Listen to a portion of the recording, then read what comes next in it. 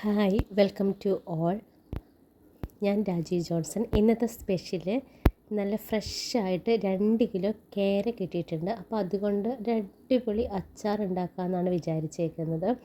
അപ്പോൾ ആദ്യം തന്നെ കേര നല്ല വൃത്തിക്ക് ഒരു 3-4 പ്രാവശ്യമെങ്കിലും നന്നായിട്ട് കഴുകി പിഴിഞ്ഞെടുക്കണം. ഒന്നും കൂടെ ചെറുതാക്കുന്നതായിരിക്കും നമുക്ക് വറുത്ത് കോരിയെടുക്കാൻ എളുപ്പം. അപ്പോൾ ഞങ്ങൾ അതിനെ വീണ്ടും ചെറിയ ചെറിയ പീസാക്കി മാറ്റി. 1 സ്പൂൺ മുളക് പൊടി, 1 സ്പൂൺ കാശ്മീരി, അല്പം മഞ്ഞൾപ്പൊടി, 1 സ്പൂൺ ഉപ്പ് എന്നിവയിട്ട് നന്നായിട്ട് കൈകൊണ്ടൊന്ന് തിരുമ്മി വെക്കേണ്ടതുണ്ട്. ഇത് അരിഞ്ഞ് റെഡിയാക്കി വെക്കാം. എന്തായാലും ഇപ്പോൾ 2 മണിക്കൂറോളം ഞങ്ങൾ മീൻ അങ്ങനെ റെസ്റ്റ് ചെയ്യാൻ വെച്ചിട്ടുണ്ടായിരുന്നു.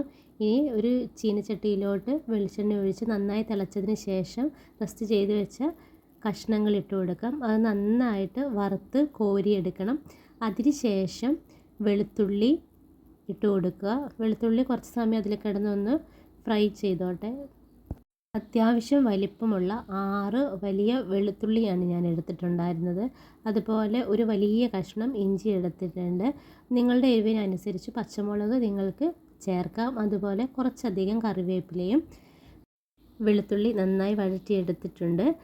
അതിലോട്ട് തന്നെ അരിഞ്ഞു വെച്ച ഇഞ്ചി, പച്ചമുളക് ഇട്ട് കൊടുക്കാം. കുറച്ച് ഉപ്പ് കൂടെ നമുക്ക് ഇട്ട് കൊടുക്കാം. എല്ലാം കൂടെ നന്നായി ഒന്ന് മിക്സ് ചെയ്തെടുക്കാം.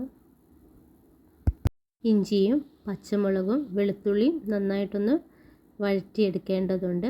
അതിനുശേഷം മാത്രമേ കറിവേപ്പില ഇട്ട് കൊടുക്കാൻ പാടുള്ളൂ.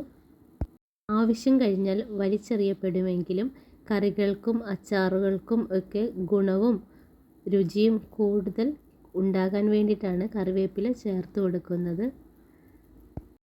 ഇനി 1 ടേബിൾ സ്പൂൺ മഞ്ഞൾപ്പൊടി ഇട്ട് കൊടുക്കാം. അതിനുശേഷം ഒരു 50 ഗ്രാം അച്ചാർ പൊടി ചേർക്കുന്നുണ്ട്. ആദ്യം നമ്മൾ കുറച്ച് തേച്ചാണ് അത് റെസ്റ്റ് ചെയ്യാൻ വെച്ചിട്ടുണ്ടായിരുന്നത്. അപ്പോൾ അതുകൊണ്ട് ബാക്കി ഗ്രേവിക്ക് ആവശ്യമായിട്ടാണ് ഒരു 50 ഗ്രാം അച്ചാർ പൊടി ചേർക്കുന്നത്.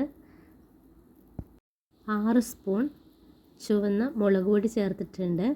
അതുപോലെ തന്നെ കളറും കുറച്ച് കൊഴുപ്പൊക്കെ കിട്ടാൻ വേണ്ടിയിട്ട് കുറച്ച് കാശ്മീരി മുളക് പൊടിയും കൂടെ ചേർത്തിട്ടുണ്ട്.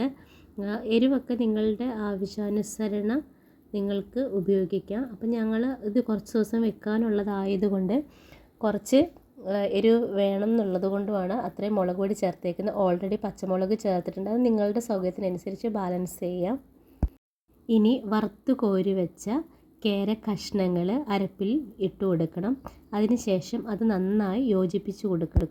വറുത്ത് വെച്ച കഷ്ണങ്ങളും ഗ്രേവിയും നന്നായി മിക്സ് ചെയ്തതിന് ശേഷം ഞാനൊരു 1/2 ലിറ്ററിനടുത്ത് വിനാഗിരി ചേർത്ത് കൊടുക്കുന്നുണ്ട്. ഒഴിക്കുമ്പോൾ നിങ്ങൾ വിചാരിക്കും എന്തിനാണ് ഇത്രമാത്രം ഒഴിക്കുന്നതെന്ന്. പക്ഷേ നന്നായി വറുത്ത് വെച്ച കഷ്ണങ്ങളായതുകൊണ്ട് അത് അവിടെ ഇരുന്ന് കുറുകി വരും. അപ്പോൾ കുറച്ച് പുളിയൊക്കെ കിട്ടണമെങ്കിൽ അത്രയെങ്കിലും വിനാഗിരി ചേർത്ത് കൊടുക്കണം. നിങ്ങൾക്ക് അത്ര ആവശ്യമില്ലെങ്കിൽ ചേർക്കേണ്ട. പക്ഷേ ഇങ്ങനെ വെക്കുകയാണെങ്കിൽ പെട്ടെന്നൊന്നും കേടാവാതെ അങ്ങനെ തന്നെ ഇതിരുന്നോളും. ഇത്രയും ചാറൊന്നും ഉണ്ടാവില്ല. കുറച്ച് കഴിയുമ്പോഴത്തേക്ക് തന്നെ അത് നന്നായി കുറുകി വരും. കുറച്ച് നേരം അടുപ്പിൽ അങ്ങനെ നിൽക്കട്ടെ.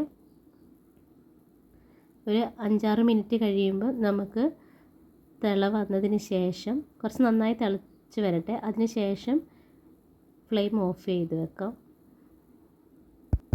ഒരു 10-15 മിനിറ്റ് കഴിയുമ്പോഴത്തേക്ക് തന്നെ ആ ചാറ് കുറുകി തുടങ്ങിയിട്ടുണ്ടാകും.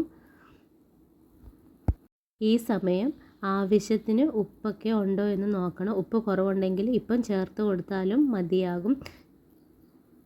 ഈ വീഡിയോ ഇഷ്ടപ്പെട്ട് കഴിഞ്ഞാൽ എല്ലാവരും ലൈക്ക് ചെയ്യാനും കമൻറ്റ് തരാനും മറന്നു പോകല്ല. അതുപോലെ നിങ്ങളുടെ അച്ചാർ പ്രേമികൾക്കൊക്കെ ഇത് ഷെയർ ചെയ്ത് കൊടുക്കാനും മറക്കരുത്. നിങ്ങൾക്ക് അച്ചാർ ഇഷ്ടമാകും. ഇത് വളരെ രുചിയുള്ളൊരു അച്ചാറാണ്, പ്രത്യേകിച്ച് പുറത്തൊക്കെ കൊണ്ടുപോകാൻ വേണ്ടിയിട്ട്. അപ്പോൾ എല്ലാവരും ട്രൈ ചെയ്ത് നോക്കണം. Okay, bye guys.